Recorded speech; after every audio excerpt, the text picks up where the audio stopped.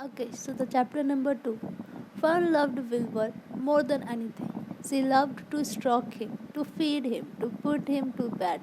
Every morning, as soon as she got up, she warmed his milk, tied his bib on, and held the bottle for him. Every afternoon, when the school bus stopped in front of her house, she jumped out and ran to the kitchen to fix another bottle for him. She fed him again at supper time and again just before going to bed. Mrs. Arable gave him a feeding around noontime each day. When Fern was away in school, Wilbur loved his milk, and he was never happier than when Fern was warming up a bottle for him. She would stand and gaze up at her with adoring eyes. For the first few days in his life, Wilbur was allowed to live in a box near the stove in the kitchen. Then, when Mrs. Arable complained, he was moved to a bigger box in the woodshed. At 2 weeks of age, he was moved outdoor. It was apple blossom time, and the days were getting warmer. Mr. Arable fixed a small yard especially for Wilbur under an apple tree and gave him a large wooden box full of straw with a doorway cut in it so he could walk in and out as he pleased. Won't he be cold at night? Asked Farm. No, said her mother. You watch and see what he does. Carrying a bottle of milk, Fun sat down under the apple tree inside the yard. Wilbur ran to her and she held the bottle for him while he sucked. When he had finished the last drop, he grunted and walked sleepily into the box, the straw with his snout. In a short time, he had dug a tunnel in the straw. He carried with straw. Farm was enchanted. It relieved her mind to know that her baby would sleep covered up and would stay warm. Every morning after breakfast, Wilbur walked out to the road with Farm and waited with her till the bus came. She would give him a goodbye, and he would stand and watch the bus until it vanished around a turn. While Fern was in school, Wilbur was shut up inside his yard, but as soon as she got home in the afternoon, she would take him out and he would follow her around the place. If she went into the house, Wilbur went too. If she went upstairs, Wilbur would wait at bottom stairs until she came down again. If she took her doll for a walk in the door car carriage, Wilbur followed along. Sometimes on this journey, Wilbur would get tired, and Farm would pick him up and him to carriage alongside the doll. He liked this, and he was very tired. He would close his eyes and go to sleep under the doll's blanket.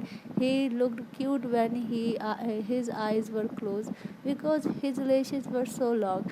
The doll would close her eyes too, and Farm would wheel the carriage very slowly and smoothly as not to wake her. In fact, one warm afternoon, Fern and Avery put on bathing suits and went down to the brook for swimming. Wilbur tagged along at Farm's hill. When she waded into the brook, Wilbur waded in her with her. He found the water quite cold, too cold for his liking. So while the children swam and played and splashed water at each other, Wilbur amused himself in the mud along the edge of the brook where it was warm and moist and delightfully stinky and oozy. Every day was a happy day and every night was a peaceful. Wilbur was what farmers call a spring pig, which simply means that he was born in springtime. When he was 5 months old, Mr. Arable said he was now big enough to sell and would have to be sold. Farm broke down and wept, but her father was firm about it. William's appetite had increased. He was beginning to eat scraps of food in addition to milk. Mr. Arable was not willing to provide him for him any longer. He had already showed Virgus 10 brother and sister. He's got to go. Farm, he said. You have to had your fun raising a baby pig. But Wilbur is not a baby any longer and he has got to be sold. Call up Zuckermuggs, suggested Mrs. Arabic to farm. Your Uncle Homer sometimes raises a pig, and if Wilbur goes there to live, you can walk down the road and visit him as often as you like. How much money should I ask for him? Pam wanted to know. Well, said her father, it's a run to tell your Uncle Homie you have got a pig you sell for $6 and see what he says. It was soon arranged. Firm phoned and got her aunt Athid and her aunt Athid hollered for Uncle Homer, and Uncle Homer came in the farm, the worm and talked to farm. When he heard the price was only $6, he said he would buy the pig next day. Wilbur was taken from his home under the apple tree and went to live in a manure pile in the cellar of junk Emer's barn. So now Wilbur has grown up a lot and he enjoyed the company. Now he is 6 months old, and before during the 6 month he enjoyed the company with the firm, and it was wonderful because they were spending time with each other every day. He'll give her company whenever the school bus will come. He'll wait, and firm will show a goodbye to him, and then he will just wait until the bus will get disappear, right? So it was very fun, and then she will come back and then they will play, and she will carry him in the carriage and her doll also. And so after some time they both will get tired and they both will sleep, and she will still carry that very smoothly so that she will not disturb their sleeps, right? So that happened. It was wonderful. Slowly the size of the box where Wilbur was kept was getting very little. So her mama said that now we can't keep him in our home, we need to keep him outside.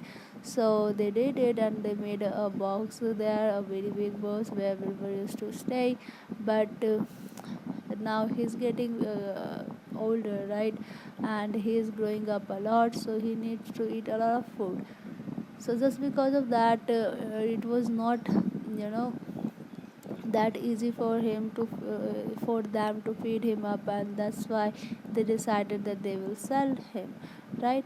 And after that, there was one of the uncles of this family. So they called them, and then within $6, with the price of $6, they sold Wilbur to his uncle. Now uncle said that he'll come back to tomorrow, and then he'll take him, and that's the same he did, right? And now we'll see that now Wilbur is in his uncle's farmhouse. So now we'll see that what will happen, how the life would be of Wilbur and all. So it would be fun. And splash, meaning splash, means when you throw water on your face with some, like when सुबह सुबह जो ऐसे उठ के पानी के छींटे मारते हैं लाइक वो पे, वैसे उसको splash बोलते हैं. So they were doing it. I learned this new word from there, and that is a very good novel, I would say. So yeah, till now that's it, and we'll read the third chapter also. Till now, have a great day. I love you. See you soon.